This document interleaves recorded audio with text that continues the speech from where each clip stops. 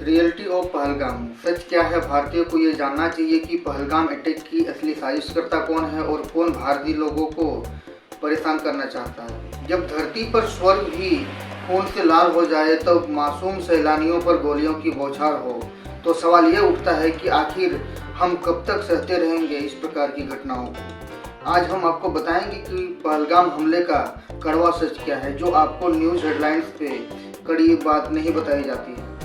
Pahalgam attacks यानी कि जम्मू कश्मीर पर वह हमला जिसने धरती पर स्वर्ग कहा जाता था, वह मूल रूप से यहाँ पर आतंक का कहर टूट गया। आज के सेशन में हम चर्चा करने वाले हैं कि मूल भाव से किस प्रकार से पहलगाम में अटैक किया गया और कौन यह चाहता है कि भारत में अशांति और अराजकता का भाव फैले। क्या हुआ, एक टूरिस्ट बस और आर्मी की गश्ती जो है आतंकियों ने घात लगाकर फायरिंग की, और यह कब हुआ? जब अनंतगाम जिले के पास अमरनाथ यात्रा रूट के समीप हुई। ये पहली घटना नहीं है। अमरनाथ यात्रा के पूर्व भी अलग अलग प्रकार की घटनाएं घटती हैं। कितने हालात इसमें हताहत हुए हैं। इसमें 25 से ज़्यादा निर्दोष नागरिक जो है वो शहीद हो गए, 4 जवान इसमें शहीद हुए। इसकी प्रारंभिक पुष्टि के अनुसार ये बोला जाता है लश्कर-ए-तैयबा के हाथ इसमें कहा जाता है। साक्ष्य और तथ्य क्या बताते हैं कि स्थानीय पुलिस और आर्मी इंटेलिजेंस ने हमले के बाद जो है इसके इलाके में, इस एरिया में AK-47 हैंड ग्रेनाइड, सैटेलाइट फोन बरामद किए हैं। इसी प्रकार से इंटरसेप्टेड कम्युनिकेशंस में आतंकी संगठन के इन्वॉल्वमेंट होने की पुष्टि भी इसके साथ करी गई है। हमले से कुछ दिन पहले सोशल मीडिया पर अमरनाथ यात्रा को रोकने की धमकियां लगातार मिल रही थी। वर्तमान स्थिति किस प्रकार से है और पूरा इलाका हाई अलर्ट पे किस प्रकार से है, आइए हम विस्तार से समझते हैं। सुरक्षा बलों ने सर्च ऑपरेशन शुरू किया और कई संदिग्धों को हिरासत में ले लिया। केंद्र सरकार ने यानी कि NIA की नेशनल इन्वेस्टिगेशन एजेंसी को जांच सौंप दी और राष्ट्र के नाम किस प्रकार से ये संदेश जाता है कि हम किस प्रकार से डट के मुकाबला करें इस विकट परिस्थिति में।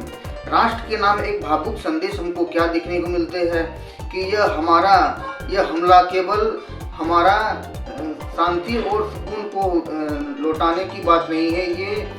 यह हमला उस भारतीय के लिए है जिस दिल पर हुआ है और अमन और भाईचारा और यकीन चाहता है। जब समय आ गया है यह कि एकजुट होकर के हम भारत के सपूत अपने प्राणों की आहुति देते रहेंगे या हम इससे लड़ेंगे। सुरक्षित और मजबूत और आतंकवाद से मुक्त होने के लिए हमको एक एक व्यक्ति को बीड़ी उठाने की जरूरत है। सबसे बड़ा सवाल है कि वास्तविकता में आतंकवाद को कैसे रोका जा सकता है, कि बॉर्डर सर्विलांस को हाईटेक उपकरणों से लैस करने की आवश्यकता है, लोकल इंटेलिजेंस नेटवर्क को और ज़्यादा मजबूत और प्रखर बनाने की आवश्यकता है, टेरर फंडिंग पर कठोर कानून और निगरानी लेने की आवश्यकता है। इसके साथ ही सोशल मीडिया मॉनिटरिंग से स्लीपर सेल्स को पकड़ना बहुत जरूरी है, ताकि वह अलग अलग देशों में इस प्रकार की भ्रांतियों को ना फैला सके।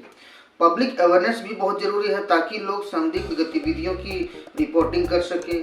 साजिशकर्ता को इसके बाद कैसे पकड़ा जा सकता है कि जैसे क्रॉस बॉर्डर ट्रेड और संपर्कों पर निगरानी रखनी चाहिए कि बॉर्डर से जितनी भी गतिविधियां हो रही है उस सारे गतिविधियों में हम अपनी निगरानी बनी रखें।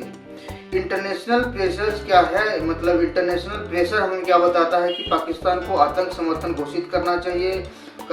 इस प्रकार से डिफेंस मॉनिटराइजेशन के जरिए अपनी आर्मी और CRPF को और ज़्यादा आधुनिक और अत्याधुनिक बनाने की आवश्यकता है। इसका समाधान क्या बताता है कि जीरो टॉलरेंस पॉलिसी यानी कि आतंकवादियों के खिलाफ तुरंत और कड़ा एक्शन लेना चाहिए, तभी जाके ये संभव हो सकता है। दूसरा, यूथ एम्पावरमेंट कश्मीर में होना चाहिए ताकि कश्मीर के लोग भी इससे जुड़े सकें।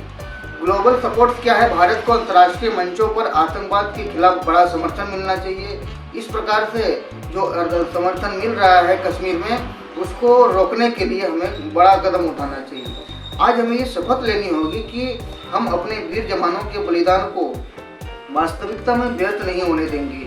हमारा एकजुट होना ही इसका एक उदाहरण साबित होगा, क्योंकि जब पूरा भारत एक आवाज़ से कहेगा कि हमारा भारत आतंकवाद से मुक्त बनेगा, तभी यह एक ताकत जो है वह उसको रोक सकती है।